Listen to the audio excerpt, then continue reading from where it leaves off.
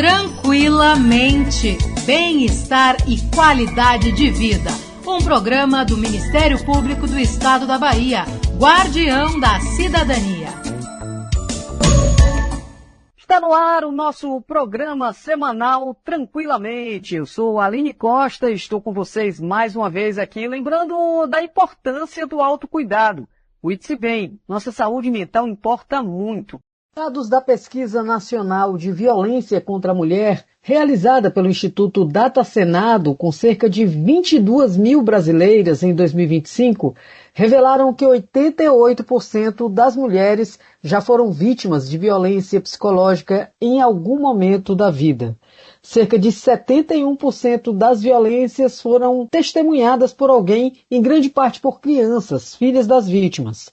Outro dado chocante revelado foi que 40% das testemunhas adultas não tomam qualquer atitude para ajudar no momento da agressão. O levantamento aconteceu no mesmo ano em que o Ligue 180, a Central de Atendimento à Mulher, completou 20 anos de funcionamento. O tema é atual e é tão importante denunciar esses casos ao Ligue 180, às delegacias da mulher ou aos ministérios públicos, que o Tranquilamente de hoje reexibe uma entrevista sobre violência psicológica contra a mulher, que foi exibida em março de 2023 com a psicóloga Renata de Pádua. Confira. Muitas mulheres pensam que estão vivendo um relacionamento onde a paixão é desmedida, mas em verdade estão envolvidas em um processo silencioso que aumenta sem ser identificado como violência. Ele se inicia quando a necessidade de controle e de poder do homem são mascaradas de amor e cuidados extremos. Estamos falando da violência psicológica a que muitas mulheres estão submetidas sem nem se darem conta disso. Apesar de ser bastante frequente, é a modalidade de violência mais sutil e difícil de ser identificada, mas que causa graves prejuízos à saúde mental e à vida social das vítimas, sendo o ponto de partida de outras violências. Vamos conversar sobre isso? Está aqui conosco para um bate-papo em relação ao tema é a psicóloga Renata Lima de Pádua. A Renata é formada pela Universidade Católica de Pernambuco, é mestranda em Psicologia na Universidade Federal da Bahia, tendo como foco de estudo a violência doméstica contra a mulher. Ela também atua na Prefeitura Municipal de Salvador na área da assistência social, com atendimentos a famílias e indivíduos em situação de violação de direitos. Renata, seja muito bem-vinda ao nosso programa Tranquilamente. Obrigada pelo convite. É um prazer estar aqui para falar sobre esse tema. Prazer é todo nosso. Vamos a alguns dados para ajudar a gente aqui, Renata, sobre esse tema de hoje. No período de 2011 a 2021, foram mais de 655 mil casos notificados de violência psicológica no Brasil, representando 21,3% de todas as violências. Neste período, o país teve mais de 3 milhões de casos de violências física, psicológica, sexual, negligência ou abandono registrados no DataSUS. Embora já estivesse prevista na Lei Maria da Penha, de 2006, ela só foi tipificada mais detalhadamente em julho de 2021, quando o crime de violência psicológica contra a mulher foi incluído no Código Penal. São 8 os verbos constantes no tipo penal agora em vigor. Ameaçar, que consiste na promessa de causar mal injusto e grave. Constranger, que significa tentar impedir de realizar algo que a lei não proíbe. Humilhar, que significa depreciar, rebaixar. Isolar, que consiste em deixar a pessoa só, sem parentes ou amigas, sem apoio. Manipular, que é interferir na vontade da vítima, obrigando-a a fazer o que não gostaria. Chantagear, que consiste em proferir ameaças perturbadoras. Ridicularizar, que significa submeter à zombaria. E, por fim, limitar o direito de ir e vir, que significa impedir a livre locomoção ou causar o encarceramento.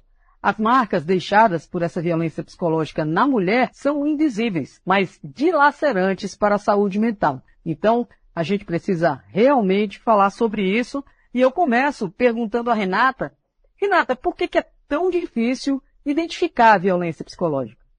Esse é um tema muito importante da gente estar conversando sobre, porque, na verdade, é um tema ainda muito invisibilizado. Até pouco tempo atrás, a própria violência física contra a mulher era um tema muito naturalizado, muito visibilizado e, por vezes, até legitimado pela sociedade. Tinha-se a ideia de que o que acontecia dentro da casa, dentro das famílias, dentro ali da relação do casal, tinha que ficar restrito à relação do casal. É daí que vem aquele ditado, né? Aquele famoso ditado, em livro de marido e mulher, ninguém mete a colher. É uma reflexão desse tipo de pensamento. A gente também não pode falar de violência contra a mulher sem falar do machismo e sem falar do patriarcado, que estão estruturando isso na nossa sociedade e que está relacionado a relações de poder de maneira desigual entre homens e mulheres. Está relacionado ao controle do corpo das mulheres. Até hoje em dia, existem muito mais homens no espaço público, nos espaços de poder, do que as mulheres. Então, tudo isso está interligado. Até ali, décadas de 60, 70, os maridos assassinavam suas esposas e no julgamento eles poderiam ser absolvidos, levando em consideração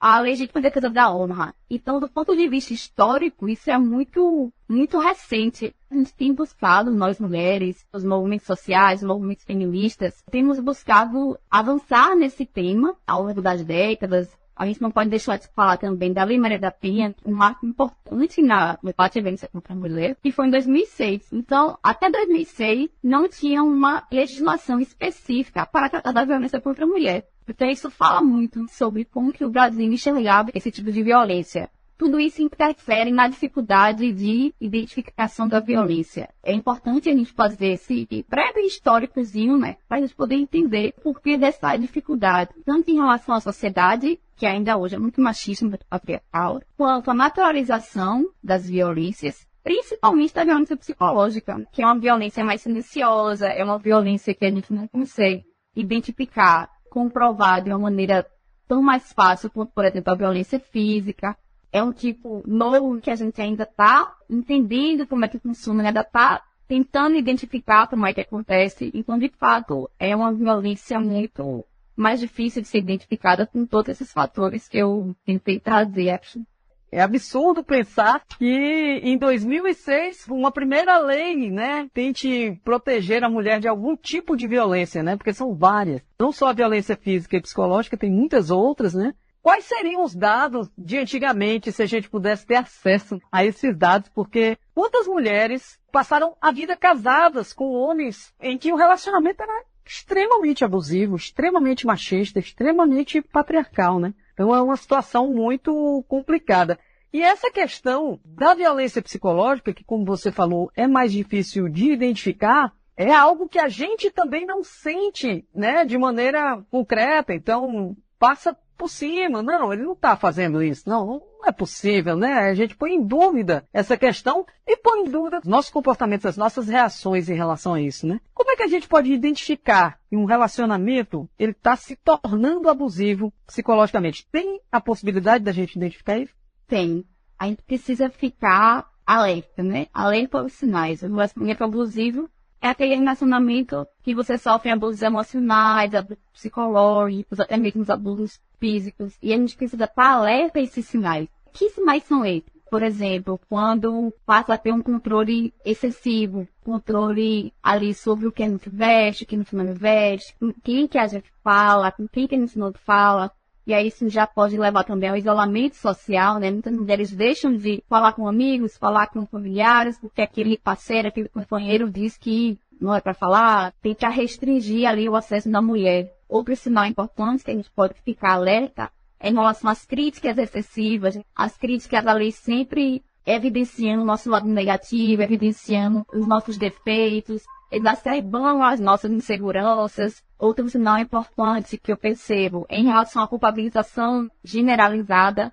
Então, tudo que acontece de errado, tudo que acontece no relacionamento, a culpa é minha. Eu já ouvi em relatos de mulheres que sofreram violência psicológica, em relacionamento abusivo, quando elas diziam assim, eu ficava o tempo todo pisando em ovos. Eu ficava o tempo todo com medo de que acontecesse alguma coisa, porque eu sabia que a culpa ia ser minha. Eu ia ser culpabilizada. Então é importante a gente ficar atento, a gente ficar alerta.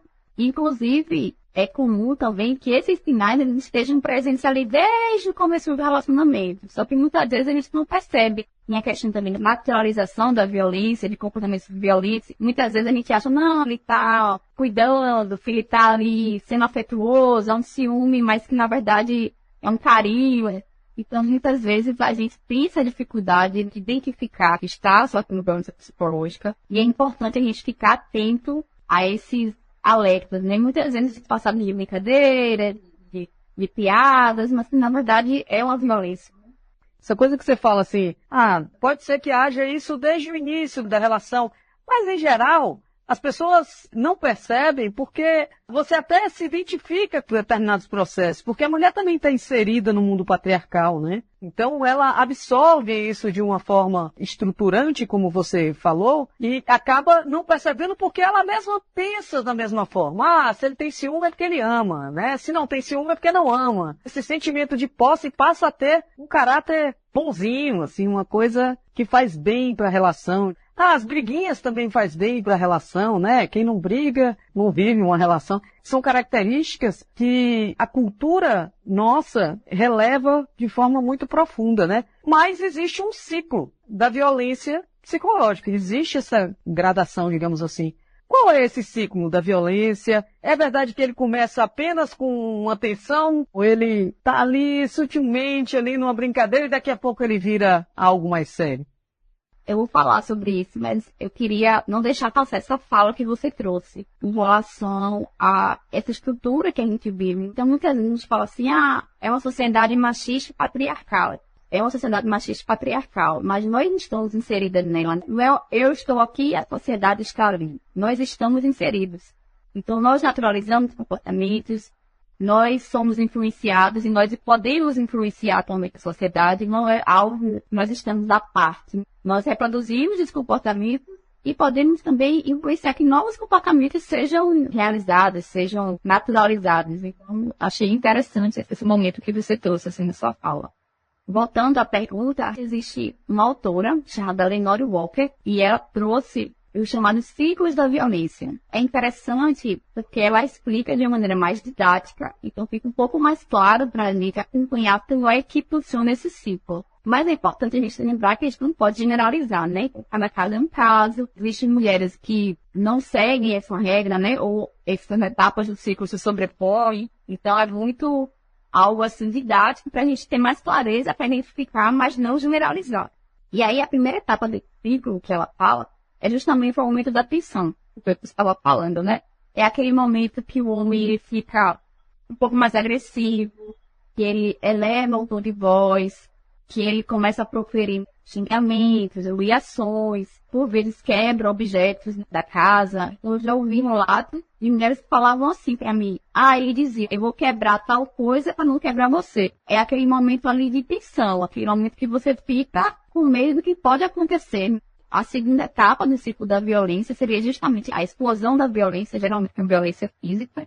É nesse momento que, geralmente, as mulheres procuram ajuda, procuram familiares, amigos, ou denunciam, se separam. E aí vem o terceiro momento, que pode ser chamado também daquele momento da lua de mel, né? Que é geralmente quando o homem demonstra arrependimento, diz que não vai mais acontecer, de que aquilo foi um momento pontual, né? Que estava muito nervoso. Enfim, isso não vai mais acontecer. Então, geralmente, nesse momento, que podem ocorrer as reconciliações. E aí, seguida de um momento, vamos dizer assim, de calmaria, um momento que passam ali um tempo sem agressões, sem violências, para, depois desse tempo, recomeçar o ciclo, com aumento de tensão, explosão da violência, e assim, podendo ocorrer sucessivas vezes. Então, é importante a gente falar sobre isso, porque ajuda a gente a clarificar na nossa cabeça como é que geralmente acontece, mas sempre tendo cuidado de não generalizar. É sempre bom a gente analisar os nossos pensamentos, comportamentos, nossas reações, né? Até para poder dar conta, como você disse aí, né? O cara quebra a coisa e fala para ela, eu tô quebrando isso aqui para não quebrar você. Quer dizer, isso é uma violência absurda, porque só em quebrar, só o barulho, só o estrondo, ele já agrediu. Claro. Xingamentos e tudo faz parte, inclusive, da violência psicológica. Pois é, mas veja bem que é mascarada, assim, de uma proteção, né? Olha, tô quebrando aqui para não quebrar você. Quer dizer, que tipo de proteção é essa? Se ele já agrediu, ele só não partiu para a violência física no sentido de a consequência ser nela, porque houve uma violência, né? Então, essas nuances, é interessante a gente avaliar sobre o que a gente pensa sobre isso, né? Que tem a ver com aquilo que eu falei, que você reforçou aí. Agora, Renata, quando a vítima não aceita que está sofrendo essa violência, porque a maioria dos casos, se diz, a ficha cai lá na frente. É uma expressão muito antiga, né? Ainda é da ficha telefônica ainda. Mas, enfim, ela serve para dizer que a gente cai na real, muitas vezes tardiamente, né? Ou quando já ocorreu diversas situações que deixam sequelas, como a gente vai conversar depois. Quando ela não aceita que está sofrendo essa violência, mas os amigos veem, os familiares veem, alguém percebe, como é que essas pessoas podem dar uma ajuda? Realmente, especificar um pouco da violência psicológica, é muito mais difícil. Muitas vezes as mulheres deixam ali de procurar ajuda e só recorrem, vamos dizer assim, a uma ajuda que ocorre a violência física.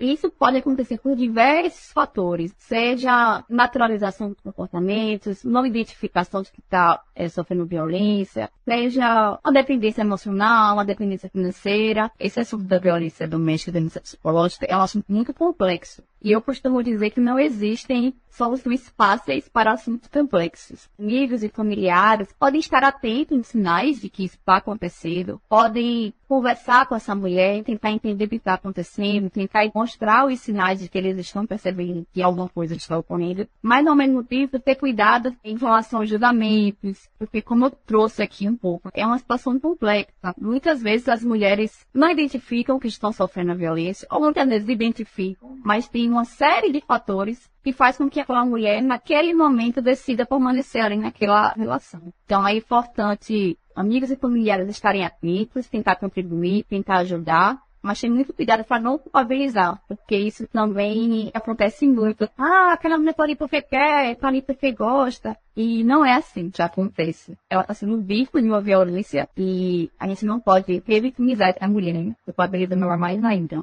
Eu sempre trago nas minhas falas esse cuidado que a gente tem que ter com essa questão, né? Para não vitimizar essa mulher.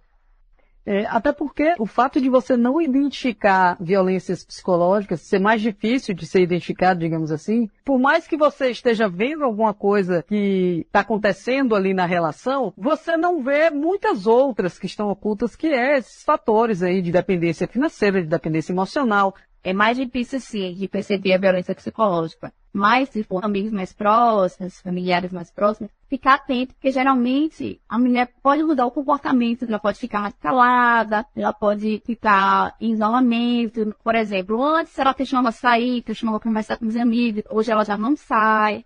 Então, se os familiares ali estiverem próximos, né? Talvez ficar atento a esses comportamentos, que muitas vezes ela não fala, mas uma atenção ali, a gente consegue perceber que alguma coisa mudou. É o que está acontecendo, que antes ela era assim, agora ela não é mais. E aí o que você falou da forma, né? A forma como se aborda essa situação, né? Com a vítima de violência psicológica. Porque você imagina, você pode ser mais um algoz na vida dela. Se você diz, sai desse negócio como se fosse uma coisa muito simples, muito fácil, né? Aperta o botão e sai, com os filhos, sem nada, vai com a roupa do corpo pra rua e se vira. A gente sabe que não é assim. Então, essa coisa da culpabilização é um negócio que parece que reverbera ainda mais o processo de violência psicológica contra a mulher.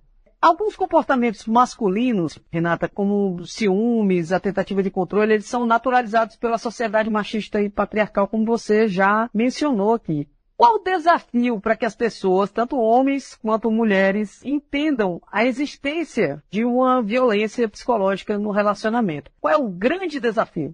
O desafio, eu acho, é essa ampliação mesmo de conceito, poder abrir nossa cabeça para que existe, de fato, outros tipos de violência. A própria Lei Maria da Penha traz o elenco ali de violências que a mulher pode sofrer, tanto psicológica, quanto patrimonial, quanto sexual. Existe uma gama de violência. Então, eu acho que o grande desafio é poder ampliar nossa percepção e enxergar que, de fato, ali a violência não pode ser reduzida ali apenas à violência física. E, como a gente estava falando aqui no começo, do ponto de vista histórico, isso é muito novo. Antes, nem mesmo a violência física era falada. Então, é um caminho aí que a gente está percorrendo.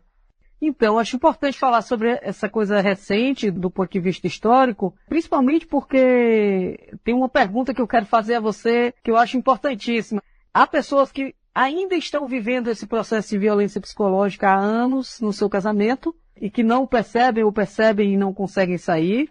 E há pessoas novas, bem novas, às vezes até adolescentes, que entram já num relacionamento abusivo de primeira, assim, e as coisas só se agravam, né? Acaba engravidando também, e aí todo o processo se torna bem mais difícil. Como é que está essa situação hoje? Como é que a juventude está enxergando? Na sua opinião, há um avanço na visão de mundo hoje diferente do que havia antes? Ou esses dados todos que eu já citei aqui são uma prova de que nunca mudou, que talvez a gente tivesse subnotificações terríveis no passado, mas hoje os dados são terríveis também, né? Não há como negar. Eu acho que avançou, sim, e que bom que avançou, né? Inclusive nessa questão da notificação, né? Que a gente não tem nenhuma lei específica para isso, né? Era muito reduzida essa questão das estatísticas e de dados. Eu houve esse aumento da notificação mesmo, e acho sim que a gente tem avançado nesse sentido, das mulheres estarem mais atentas, de estarem mais informadas. Eu acho, né, porque está muito em evidência, né? Eu vejo muito em evidência na mídia, nas escolas. Eu acho que isso está sendo muito discutido. Então, eu acho que isso é importante e demonstra um avanço, porque quando não se discute, não é porque não existe, né? É porque não chegou ali nem naquele nível de se falar sobre. Então, eu acho que hoje a gente tem avançado, sim, nesse sentido. E vai avançar cada vez mais. Tem que avançar, né? Por favor. Renata, a gente sabe que não é possível quebrar o ciclo de violência psicológica sem ter a ajuda dos homens também, né? Porque são eles a maioria dos que cometem esse tipo de violência, não apenas os agressores, né? Eu tô falando também aqueles que se calam, que acham natural, né? Que alguns comportamentos agressivos e tal. Como é que a gente pode chamar os homens a pegar na mão, segurar e vamos junto nessa luta contra a violência psicológica? É um tema que, por estar ali, né, na sociedade de maneira estrutural, a gente não vai conseguir enfrentar sozinho. A gente precisa se unir, tanto nós, mulheres, quanto homens, quanto instituições, quanto Estado, né, enquanto políticas públicas ali para dar reforço a essa questão do enfrentamento. Então, é muito importante que haja essa união para que a gente possa, de fato, fazer esse combate à violência contra a mulher. E alguns comportamentos a gente pode estar contribuindo, né? Por exemplo, compartilhando momentos como esse, que a gente está aqui falando, a gente está discutindo, a gente está debruçando sobre esse tema, estando atentos aos nossos comportamentos, porque a gente também reproduz, né, naturaliza muito o comportamento, muita atitude machista, muita atitude agressiva, então estar atento ao nosso comportamento e ao comportamento dos outros também, né, dos nossos amigos, dos nossos familiares, não ser ali condescendentes, com aquelas brincadeiras, aquelas piadas que muitas vezes são violentas, né, são agressivas, são machistas. Então, eu entendo que é um caminho difícil, porque não é fácil você chamar a pessoa, fulano, não é assim. Não é fácil você estar o tempo todo chamando atenção, mas eu acho que hoje em dia, menos ainda, né? Porque qualquer coisa gera uma confusão. Exato, exato. Mas é um caminho fundamental para poder enfrentar esse tema de frente, assim, combater. É preciso que a gente se una e tenham atitudes combativas em relação a isso, né? Maravilha, não distanciar o nosso discurso da nossa prática também, né? Resumiu bem, é isso. Perfeito, Renata. A gente precisa falar sobre esse assunto das violências contra a mulher, principalmente a violência psicológica, que é essa mais difícil de ser identificada, fazendo um recorte social, fazendo um recorte racial. Nós temos pouco mais de 150 anos e que supostamente se acabou a escravidão. Temos muitos resquícios disso, onde se tratavam os negros e negras como objetos, e isso, do machismo, se relaciona com a questão da cor. Então, eu acho importante a gente falar sobre as questões sociais, em que a maioria das mulheres trabalhadoras hoje das periferias são mulheres negras, né? A gente sabe disso, as estatísticas demonstram. E essa violência se abate mais nessas classes sociais mais periféricas, ou a gente pode dizer que a violência se abate como um todo, mas algumas têm mais possibilidade de se defender que outras. A violência, ela está presente em todos os lugares, mas de fato as estatísticas demonstram que as mulheres pretas, elas têm sido mais vítimas de violência doméstica. E é importante você trazer essa reflexão pra gente também fazer esse recorte, não só de gênero, mas de raça também. É super importante. Então tem sim, é satisfazimento com isso. Esse maior número de mulheres que sofreram violência serem mulheres pretas. A gente teve agora em Salvador uma turista carioca que estava no supermercado e um rapaz passou, filmou embaixo da saia dela e tal. E ela deu uma entrevista bastante impactante. Ela é uma mulher forte, alta, que pelo visto malha e tal, tem todo um físico mais avançado do que o rapaz que fez. E ela disse assim, eu peguei ele pelo ombro e aí eu só não joguei ele longe porque eu precisava resolver a coisa ali, a questão ali, chamar a polícia e tal, mas senão ele tinha fugido. Quer dizer, nem todo mundo tem a possibilidade de ter essa autodefesa. Essa questão da autodefesa tem muito a ver com a questão também do auto-amor, da generosidade consigo mesma, processos terapêuticos. Então, para finalizar nosso programa, eu queria que você falasse sobre isso, assim, como é importante um processo terapêutico para todas as pessoas, obviamente, mas para mulheres, que são as maiores vítimas das violências no país e no mundo. Qual é essa importância? Qual é o tamanho disso?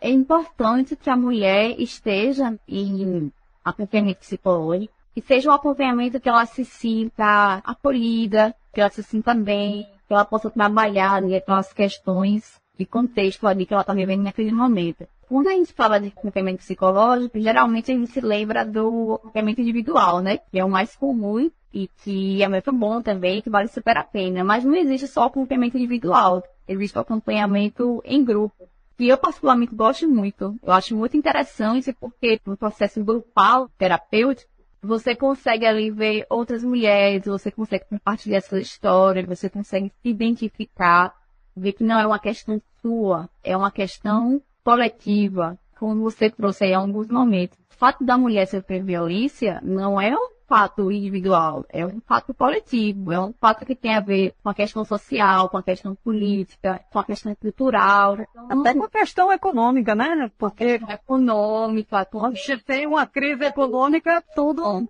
Exatamente. A questão econômica e social ela é muito importante, porque a violência em si ela já nos vulnerabiliza, já nos deixa mais fragilizadas emocionalmente. E se você está num contexto que já é vulnerabilidade social, vulnerabilidade econômica, isso se torna mais difícil ainda do que já é. É importante ter essa leitura do contexto ali que aquela mulher está inserida. Então, de fato, é muito importante o acompanhamento psicológico.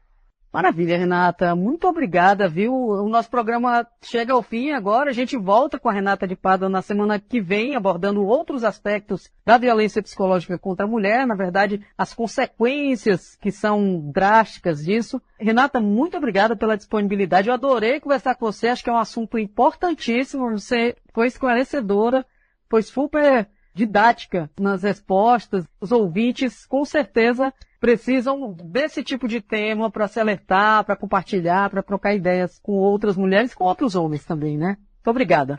Obrigada a você. Eu estava aqui bem nervosa, né, para estar participando, mas quando eu penso na importância de estar aqui falando sobre esse tema, de estar discutindo esse tema, de estar colocando luz sobre esses aspectos, e talvez ter outra mulher que esteja escutando e que possa pensar e refletir sobre a temática, eu vejo como é importante. Então, obrigada pelo convite.